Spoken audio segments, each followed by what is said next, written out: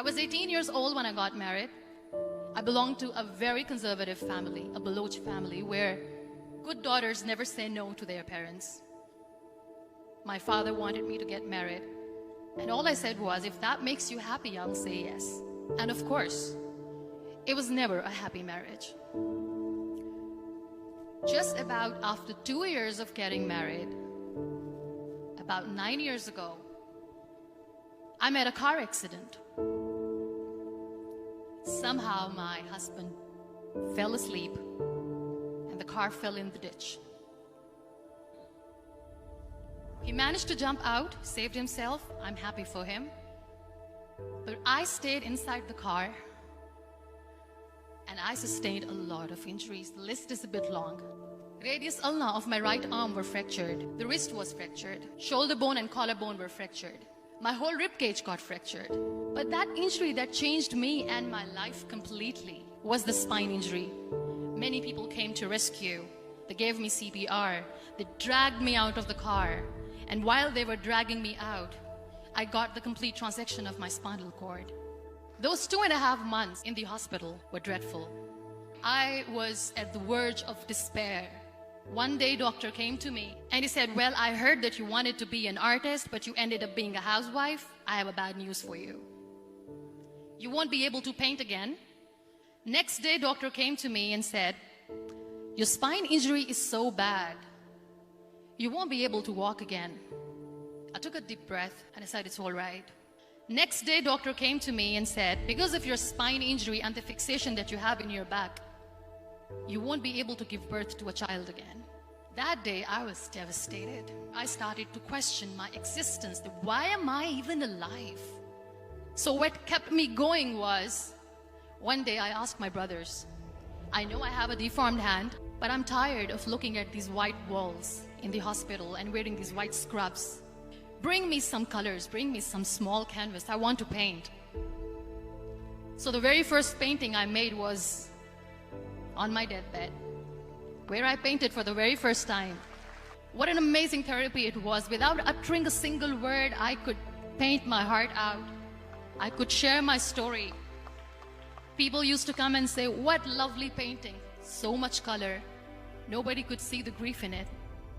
Only I could. And that day I decided that I'm going to live life for myself. I am not going to be that perfect person for someone. I am just going to take this moment and I will make it perfect for myself. That I'm going to fight my fears. So I wrote down one by one all those fears. And I decided that I'm going to overcome these fears one at a time. You know what was my biggest fear? Divorce. But the day I decided that this is nothing but my fear, I liberated myself by setting him free. And I made myself emotionally so strong that the day I got the news that he's getting married, I sent him a text that I'm so happy for you and I wish you all the best. And he knows that I pray for him today. Number 2 was, I won't be able to be a mother again. And that was quite devastating for me.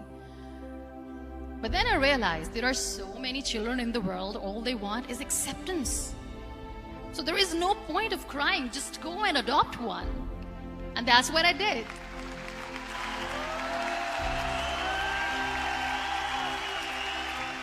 I gave my name in different organizations, different orphanages, and I waited patiently. 2 years later, I got this call from a very small city in Pakistan.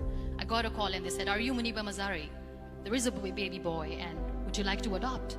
I could literally feel the labor pain. I said, yes, yes, I am going to adopt him. I am coming to take him home. And that day, I was 2 days old, and today he's 6.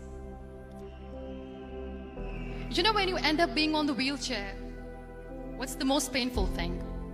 People think that they will not be accepted by the people because we, in the world of perfect people, are imperfects. So I decided to appear more in public. I started to paint.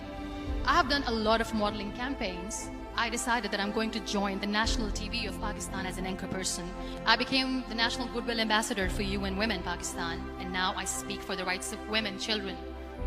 I was featured in BBC 100 Women for 2015. I'm one of the Forbes 30 under 30 for 2016.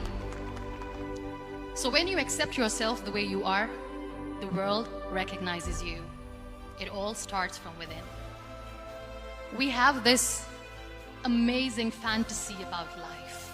This is how things should work. This is my plan. It should go as per my plan.